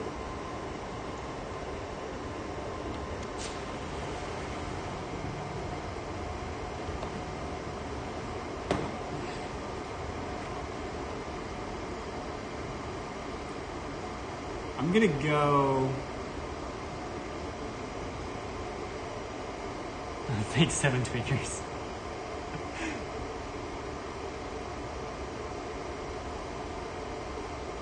I'm gonna go unplug 2 of the panels and bring it back down to 1.38 kilowatts. I'm kind of curious how well those panels are working. I think they're brand new panels. They just have the damaged frames, and they're 340 a piece. So I'm curious how close to 1.38 kilowatts we can get with the 4. So let me go do that real quick.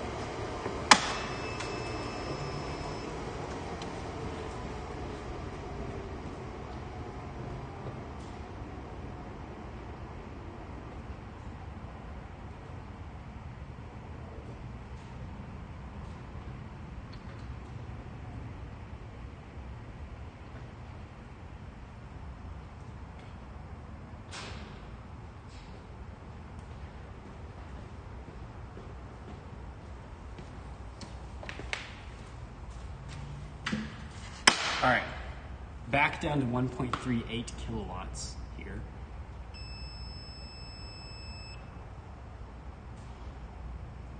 Yeah, we already brought our voltage up above 24. That's how battery charging works, right? You give it some pressure and it goes up.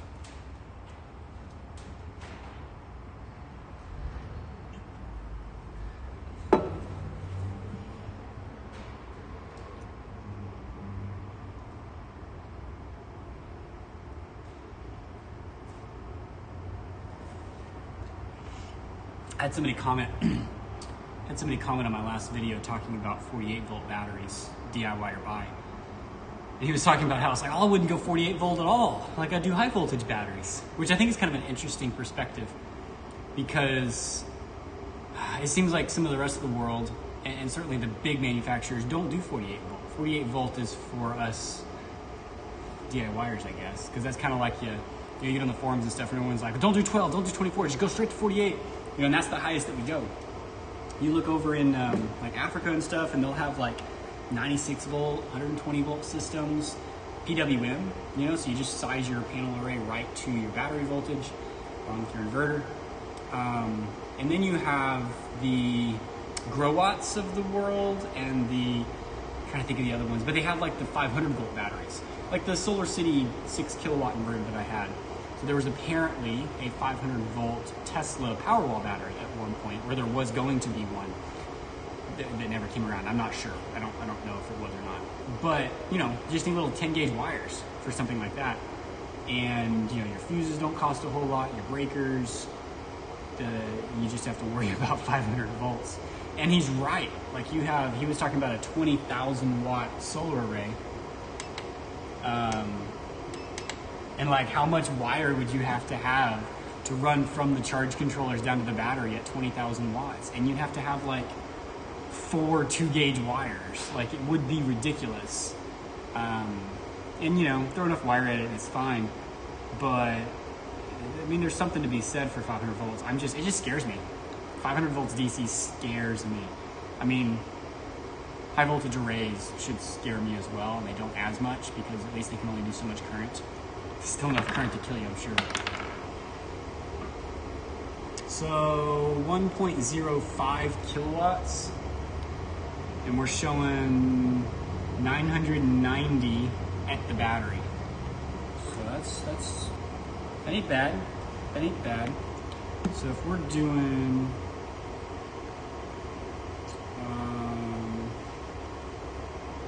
let's see here. 1380 is our max. Oh no, it's our 1040. 1040 divided by 1380. So we're getting about 75% out of those panels right now. I do need to clean them, but that's probably not really reducing it that much. I wonder if that morning sun's just not quite as bright as it is in the afternoon. 75% is what I would expect on a super hot day. It's only like 65, 70 degrees out there right now. So, not hot.